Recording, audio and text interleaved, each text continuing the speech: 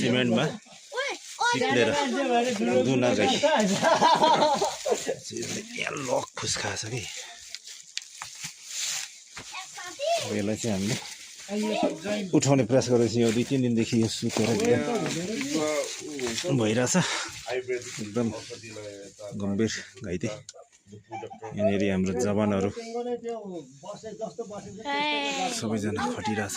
यसलाई यहाँ यसो झोलाउने, झोलाएर चाहिँ यसो दबाई पानी गर्ने। यहाँनिर हाम्रो मलिनको भतिजहरू छ, निशान भतिज हाम्रो दाजुभाइ खरखरे गाउँ, हाम्रो जर्सीगाउँको उपेन भाइ, हाम्रो यता विशाल यता हुनुहुन्छ, यता हाम्रो लोकल अर्ग्यानिक हाम्रो डाक्टर हुनुहुन्छ दिल प्रसाद प्रधान तिनगढेबाट देख्न सक्नुहुन्छ। हेर्दै गर्नु होला हामीले यहाँ कसरी जुगाड गर्दैछ। ल अब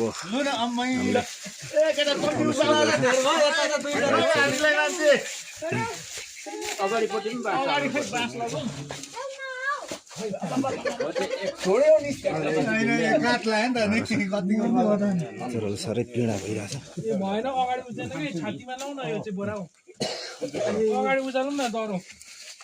यो त छातीमा लाउनु पनि पर्यो त यहाँ उचाल्नु यहाँबाट हौ अझै अगाडि लु मैला खै चढ्दा जा त उहाँ जान मुनि जान छिर गाई टाङ मुनि छिर्दा पनि हुन्छ। जा अहिले जस्तो दुईजना हात लगाएर उचाल्नु हो। यो हात यो कस्तो चेप्टिन्छ। काट लगा न काट केटा काट नलगाऊ। यो पिछेको धेर नउचाल्नु न, पिछेको धेर उचाल्नु पर्छ। अलिक तल जानु। अगाडिको चाहिँ अगाडि चाहिँ बढी यता आऊ न, दुईजनाले हुन्छ क्या। उपेन्द्र आऊ त तिमी यतै। कहाँ हुन्छ हुन्छ हौ मुडा राखौ न।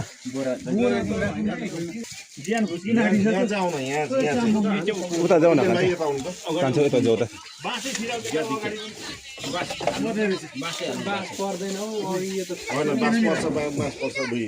अरे दोरी यो त अनि मकी गएको छ त केटा।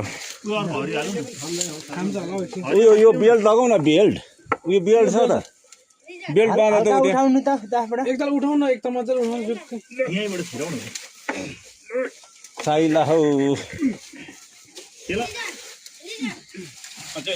लु